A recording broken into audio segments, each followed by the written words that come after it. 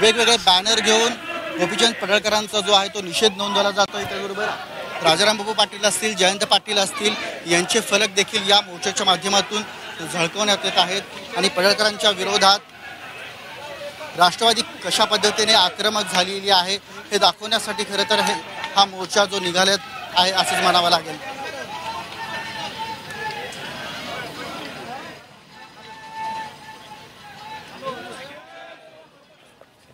सांगलीतली ही थेट दृश्य आपण पाहतोय। सांगलीत पडळकरांविरोधात पवारांच्या राष्ट्रवादीनं मोर्चा काढलेला आहे। सांगलीतली ही थेट दृश्य आहेत। जयंत पाटलांवरील टीकेचा निषेध यावेळी नोंदवण्यात येतोय। पुष्पराज चौकातून मोर्चाला सुरुवात झालेली आहे। काळमोडी गावात काय भावना आहेत तुमच्या या मोर्चामध्ये सहभागी झाला? गोपीचंद पडळकरांनी हे वाक्याचा चुकीचं वापरलं, त्यांच्या वाक्याचा मी निषेध करतो। ज्या पद्धतीने पडळकरांच्याकडून टीका करण्यात आलेली आहे ती कितपत योग्य वाटते? अयोग्य टीका, योग्य नाही, अयोग्य अयोग्य। तर प्रत्येक राष्ट्रवादीच्या कार्यकर्त्यांकडून अशा पद्धतीने ज्या भावना आहेत त्या व्यक्त केल्या जातात की पडळकरांच्याकडून ज्या काही टीका करण्यात आलेली आहे ती टीका योग्य नाही आणि अयोग्य पद्धतीने पडळकरांच्याकडून जी जयंत पाटील असतील किंवा राजारामबापू पाटील असतील यांच्याबद्दल जे वक्तव्य करण्यात आलेलं आहे ते नक्कीच निषेधार्ह आहे आणि त्याचाच कुठेतरी निषेध म्हणून या ठिकाणी हा मोर्चा जो आहे तो निघालेला आहे आणि हजारोच्या संख्येने या मोर्चामध्ये आपल्याला कार्यकर्ते असतील, पदाधिकारी असतील, नेते असतील हे उतरल्याचं पाहायला मिळत आहे।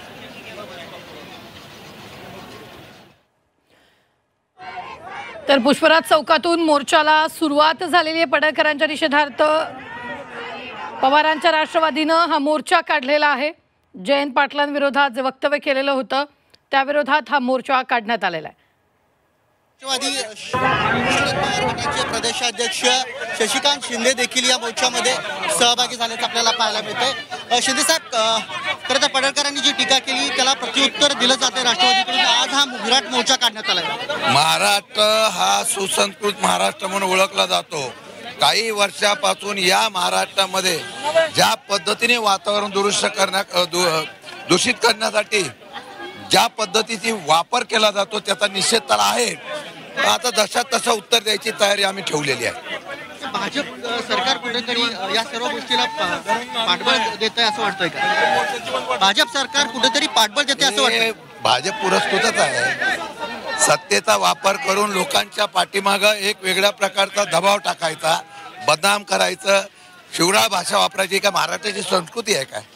आणि हे जाणीवपूर्वक केलं तर आता नाही, अनेक शरद पवार पासून अनेक या महाराष्ट्रातले जेवढे नेते आहेत, उद्धव ठाकरे असतील, सगळ्याबद्दल वाईट बोलायचं ही नवीन प्रवृत्ती भाजपने आणलेली आहे। त्याचा निषेध करतोय आम्ही। वास्तविक गेल्या काही वर्षांपासून राष्ट्रवादी शरद पवार गटाला कुठेतरी टार्गेट केलं जात आहे का? कारण की पडळकरांकडून सातत्याने महाराष्ट्रामध्ये शरद पवारांची भीती आहे, त्यांना जयंत पाटलांचीच भीती आहे आणि राष्ट्रवादी काय करते येणाऱ्या काळामध्ये पाहायला मिळेल। तर येणाऱ्या काळामध्ये राष्ट्रवादी काँग्रेस काय करेल हे पाहायला मिळेल अशा पद्धतीचा इशारा जो आहे तो या ठिकाणी शशिकांत शिंदे यांच्याकडून देण्यात आलेला आहे।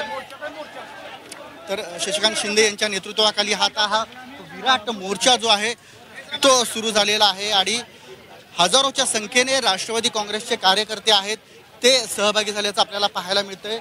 खासदार, आमदार, नेते, पदाधिकारी हे सर्वच आज या ठिकाणी सांगलीतल्या रस्त्यावर पडळकरांच्या विरोधात एकवटल्याचं पाहायला मिळतंय।